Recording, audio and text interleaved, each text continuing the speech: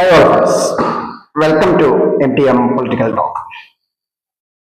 അപ്പോൾ നമ്മൾ അടുത്തത് ഇന്ത്യയിൽ നമ്മുടെ നാട്ടിൽ വരാൻ പോകുന്ന സംസ്ഥാന തെരഞ്ഞെടുപ്പുകളിൽ ഒന്നാണല്ലോ ബീഹാർ തെരഞ്ഞെടുപ്പ്.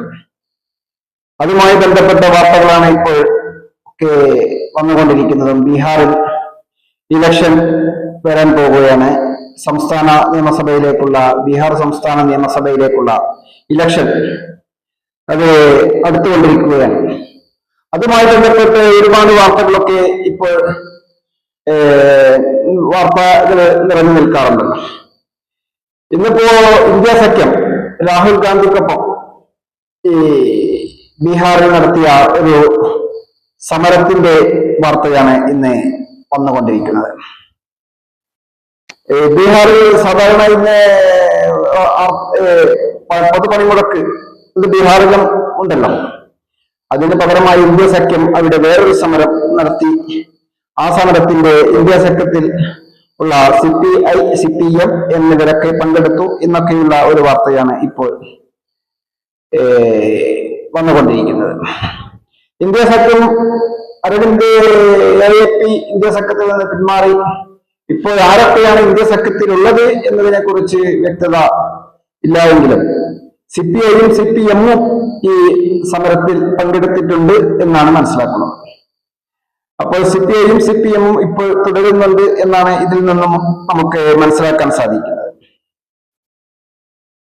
വോട്ടവകാശം തട്ടിയെടുക്കുന്ന വോട്ടുബന്ധിനെതിരെ ഇന്ത്യ സഖ്യം ആഹ്വാനം ചെയ്ത ബന്ദ് ബീഹാറിനെ സ്തംഭിപ്പിച്ചു. പാട്നയിലെ തെരഞ്ഞെടുപ്പ് കമ്മീഷൻ ഓഫീസിലേക്ക് ഇന്ത്യ സഖ്യം നടത്തിയ പ്രതിപക്ഷ പാർട്ടികളുടെ മാർച്ചിൽ ലോക്സഭാ പ്രതിപക്ഷ നേതാവ് രാഹുൽ ഗാന്ധിക്കൊപ്പം മറ്റു ഇന്ത്യ സഖ്യത്തിലെ നേതാക്കളും പങ്കെടുത്തു എന്നാണ് ഇതുമായി ബന്ധപ്പെട്ട വാർത്ത.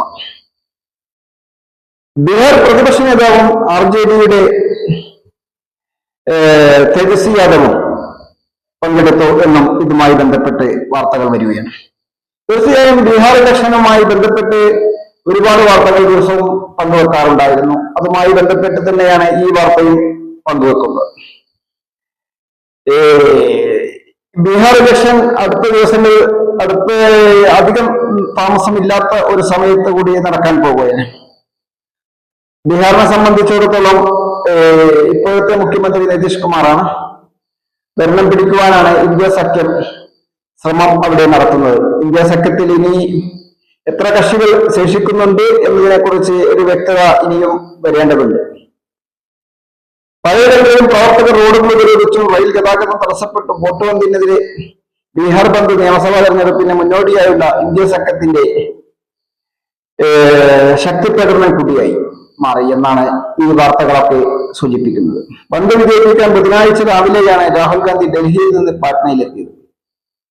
വോട്ടവകാശം തട്ടിയെടുക്കാൻ അനുവദിക്കില്ലെന്നും അത്യുച്ചത്തിൽ ശക്തിയോടും ബീഹാർ പറയുന്നതെന്ന് രാഹുൽ ഗാന്ധി പറഞ്ഞു എന്നാണ് ഈ വാർത്തയുമായി അതുമായി ബന്ധപ്പെട്ട അനുബന്ധ വാർത്ത.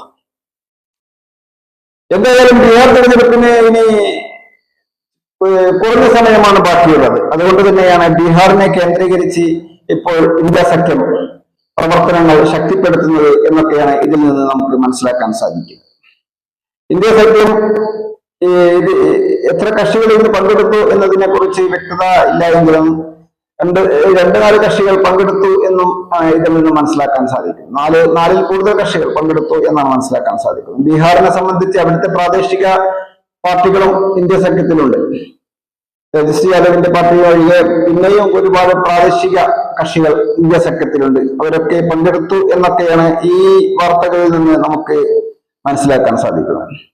ഏതായാലും ഇപ്പോൾ ഇന്ത്യ സഖ്യത്തിൽ എത്ര കക്ഷികൾ തുടരുന്നുണ്ട് എന്നതിനെ സംബന്ധിച്ച് ഒരു വ്യക്തത ഇല്ല എങ്കിലും ഇന്നത്തെ സമരം വൻ വിജയമായിരുന്നു എന്നാണ് പാട്നയിലെ ഇന്ത്യ മുന്നണി അവകാശപ്പെടുന്നത്. സമരാനുകൂലികൾ അവകാശപ്പെടുന്നതും അത് തന്നെയാണ്. ഇന്ത്യ സഖ്യം വൻ വിജയം ഈ സമരത്തോടെ നേടിയെന്നും വൻ ജനപങ്കാളിത്തം ഉണ്ടായിരുന്നു എന്നൊക്കെയാണ്. ഏതായാലും ബീഹാർ നിയമസഭാ തെരഞ്ഞെടുപ്പിനുള്ള കേളികെട്ട് ഉയരുകയാണ്. ബീഹാർ നിയമസഭാ തെരഞ്ഞെടുപ്പ് ഏതാനും മാസങ്ങൾക്കുള്ളിൽ തന്നെ അത് നടക്കാൻ പോവുകയാണ്. അതുമായി ബന്ധപ്പെട്ട് ഉള്ള കോലാഹലങ്ങൾ ഇപ്പോൾ സഖ്യങ്ങളും ചർച്ചകളും ഒക്കെയാണ് നടന്നുകൊണ്ടിരിക്കുന്നത്. തീർച്ചയായും ഇന്ത്യ സഖ്യം അതിന്റെ ഭാഗമായി നടത്തുന്ന ഒരു സമരമുറയാണ് ഇപ്പോൾ ഇന്ന് അരങ്ങേറിയത്. ബീഹാർ നിയമസഭാ തെരഞ്ഞെടുപ്പിന് ഇനി മാസങ്ങളാണ് ബാക്കിയുള്ളത് എന്നാണ് ഇതിൽ നിന്ന് നമുക്ക് മനസ്സിലാക്കാനുള്ളത്. ഏതായാലും ഇലക്ഷൻ ആരവങ്ങൾ വഴങ്ങുവാൻ ഇനി കുറഞ്ഞ സമയമാണ് ബാക്കിയുള്ളത്. അതുമായി ബന്ധപ്പെട്ട് എല്ലാ പാർട്ടികളും തയ്യാറെടുപ്പുകൾ നടത്തിക്കൊണ്ടിരിക്കുകയാണ്. ആ തയ്യാറെടുപ്പുകളാണ് ഇന്നിപ്പോ ബീഹാറിലെ ഒരു സമരരൂപത്തിൽ നമ്മൾക്ക് കാണാൻ സാധിച്ചത്. തീർച്ചയായും ഒരു മാസങ്ങൾക്ക് ചുരുങ്ങിയ മാസങ്ങൾ കൊണ്ട് ബീഹാർ ഒരു ഇലക്ഷൻ പ്രചരണത്തിലേക്ക് കടക്കുകയാണ്. ഇപ്പോൾ തന്നെ അവിടെ ഇലക്ഷൻ പ്രചരണത്തിന്റെ ഭാഗമായുള്ള പരിപാടികളൊക്കെയാണ് ഇപ്പോൾ നടന്നുകൊണ്ടിരിക്കുന്നത്. ഏതായാലും ഈ വിഷയത്തെ കുറിച്ച് കൂടുതൽ ഇനി വ്യക്തത വരേണ്ടതുണ്ട്. ആരൊക്കെയാണ് ഇതിൽ പങ്കെടുത്തത് എന്നതിനെ കുറിച്ചൊക്കെ വിശദമായ ഒരു റിപ്പോർട്ടും നമുക്ക് കാണേണ്ടതുണ്ട്. തീർച്ചയായും അതുമായി ബന്ധപ്പെട്ട കൂടുതൽ വിവരങ്ങൾ വരുമ്പോൾ കൂടുതൽ വീഡിയോയുമായി വീണ്ടും കാണാം, വീണ്ടും വരാം എന്ന് കൂടി ഓർമ്മിപ്പിച്ചുകൊണ്ട് താങ്കളുടെ ചാനൽ മുഴുവനായും വീക്ഷിച്ചതിന് നന്ദി.